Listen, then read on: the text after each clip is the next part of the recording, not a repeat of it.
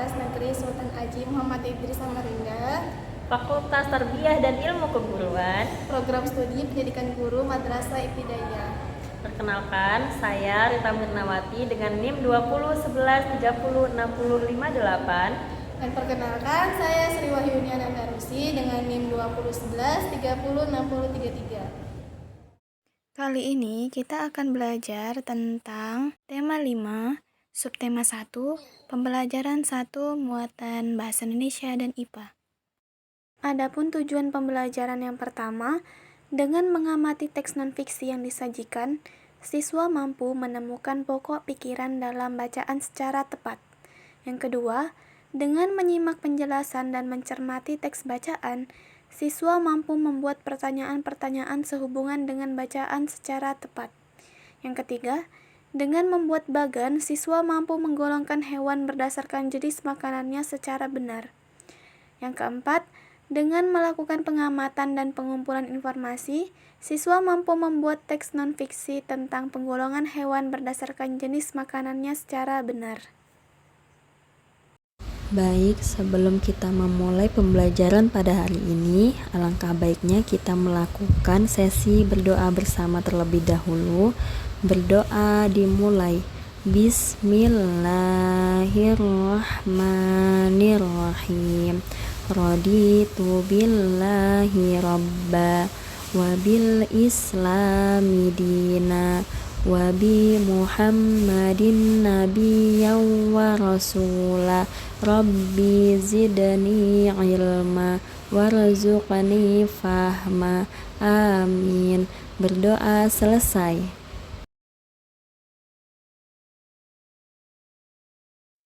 Pernahkah kamu mendengar tentang teks non-fiksi? Teks non-fiksi adalah jenis karangan berisi informasi yang memuat fakta atau peristiwa yang memang pernah terjadi. Teks non-fiksi juga ditulis berdasarkan kenyataan yang ada tanpa mengada-ada atau hal yang benar-benar terjadi dalam kehidupan. Nah, jadi teks non-fiksi merupakan suatu informasi yang ditulis berdasarkan kenyataan. Nah, teks non-fiksi dapat kita temukan dalam sebuah artikel surat kabar seperti koran ataupun majalah. Di dalam teks non-fiksi terdapat sebuah informasi yang disajikan memiliki keterkaitan antara satu sama lain secara berurutan sesuai dengan kenyataan, sehingga informasi tersebut disusun menjadi sebuah paragraf yang padu.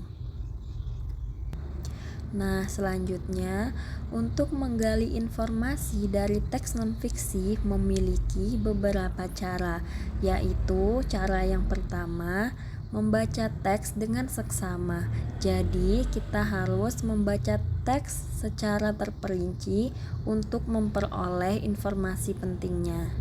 Cara yang kedua yaitu membuat dan menjawab pertanyaan berdasarkan teks yang telah dibaca.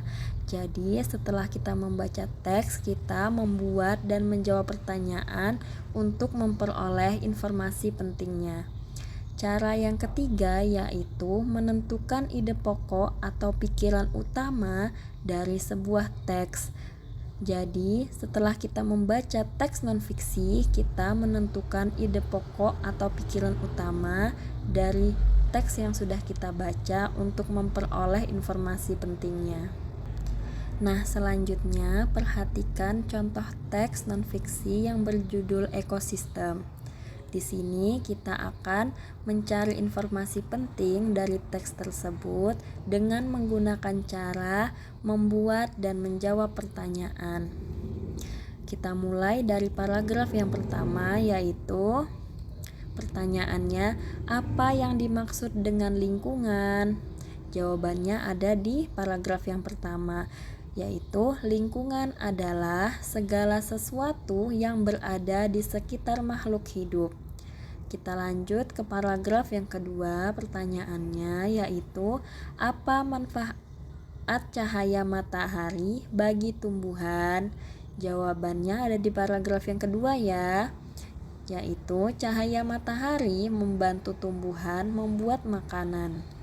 Kita lanjut ke paragraf yang ketiga, pertanyaannya yaitu apa yang dimaksud dengan ekosistem? Jawabannya ada di paragraf yang ketiga ya. Jawabannya yaitu interaksi antara makhluk hidup dan benda-benda tak hidup di sebuah lingkungan disebut dengan ekosistem. Selanjutnya, paragraf yang keempat, pertanyaannya yaitu apa yang dimaksud dengan populasi? Jawabannya ada di paragraf yang keempat ya, yaitu populasi adalah kumpulan individu sejenis yang menempati suatu daerah tertentu. Nah, jadi untuk memperoleh informasi pentingnya, kita harus membuat pertanyaan terlebih dahulu, lalu menjawabnya, sehingga ketemulah informasi pentingnya dari setiap paragraf. Lanjut, masih dengan teks yang sama, kita menggunakan cara yang selanjutnya, yaitu dengan menggunakan cara menentukan ide pokok untuk memperoleh informasi penting. Kita mulai dari paragraf yang pertama. Pikiran utama paragraf yang pertama yaitu lingkungan adalah segala sesuatu yang berada di sekitar makhluk hidup. Kita lanjut, pikiran utama paragraf yang kedua yaitu cahaya matahari juga membantu tumbuhan membuat makanan. Pikiran utama paragraf yang ketiga yaitu interaksi antara makhluk hidup dan benda-benda tak hidup di sebuah lingkungan disebut dengan ekosistem. Pikiran utama paragraf yang terakhir atau paragraf yang keempat yaitu populasi adalah kumpulan individu sejenis yang menempati suatu daerah tertentu. Jadi, dengan cara ini kita hanya mencari ide pokok dari setiap paragraf untuk memperoleh informasi pentingnya. Kurang lebih caranya sama ya. Yang membedakan hanya sedikit saja. Cara yang sebelumnya kita hanya membuat pertanyaan dan menjawabnya. Sedangkan cara yang terakhir ini kita langsung menentukan ide pokoknya. Jadi, apa yang disebut dengan ekosistem? Interaksi antar makhluk hidup dan benda-benda tak hidup di sebuah lingkunganlah yang disebut dengan ekosistem. Jadi, semua makhluk hidup memerlukan lingkungan tertentu untuk memenuhi kebutuhannya. Makhluk hidup berinteraksi dengan sesamanya maupun dengan lingkungan hidupnya. Hubungan timbal balik antar makhluk hidup dan lingkungannya lah yang biasa kita sebut dengan ekosistem seperti gambar yang ada di samping, di mana hewan-hewan hidup damai dengan hewan lainnya dan berinteraksi dengan lingkungannya. Ekosistem dibagi menjadi dua macam, yaitu ekosistem alam dan ekosistem buatan. Ekosistem alam adalah ekosistem yang sudah ada di alam. Contohnya seperti laut, sungai, danau, dan hutan. Sedangkan ekosistem buatan adalah ekosistem yang diciptakan manusia untuk memenuhi kebutuhan manusia. Contohnya seperti sawah, kebun, kolam, akuarium, dan lainnya. Pada sebuah ekosistem terdapat dua komponen, yaitu komponen biotik dan komponen abiotik. Komponen biotik merupakan semua makhluk hidup yang berada di dalam sebuah ekosistem. Contohnya seperti hewan, tumbuhan, manusia, dan jasad renik. Sedangkan komponen abiotik adalah komponen makhluk yang tak hidup. Contohnya seperti air, cahaya matahari, udara, tanah, batu, dan lain sebagainya. Sekarang, coba sebutkan komponen ekosistem biotik dan abiotik pada gambar yang telah disediakan, yaitu contoh ekosistem air tawar. Dapat kita ketahui pada gambar bahwa komponen biotik atau makhluk hidupnya seperti sapi, kura-kura, jamur, rumput, pohon, katak, ikan, kepiting, bunga teratai, dan lain sebagainya. Adapun komponen abiotiknya atau makhluk tak hidup seperti cahaya matahari, air, tanah, batu, dan lainnya. Sama halnya manusia, hewan juga memerlukan makanan untuk mendapatkan energi. Hewan tidak dapat membuat makanannya sendiri, maka dari itu, hewan mempunyai jenis makanan tertentu, baik berupa tumbuhan maupun berupa hewan lainnya. Pengelompokan jenis makanan pada hewan dibagi menjadi dua, yaitu tumbuhan dan hewan lainnya. Tumbuhan bagian yang sering dimakan hewan seperti daun, buah, akar, bunga, dan biji. Bagian tumbuhan yang paling sering dimakan hewan adalah daun. Hewan seperti ulat, rusa, dan zebra merupakan beberapa contoh hewan yang memakan daun. Sementara itu, beberapa hewan juga menyukai batang tumbuhan, seperti panda yang menyukai batang pohon bambu.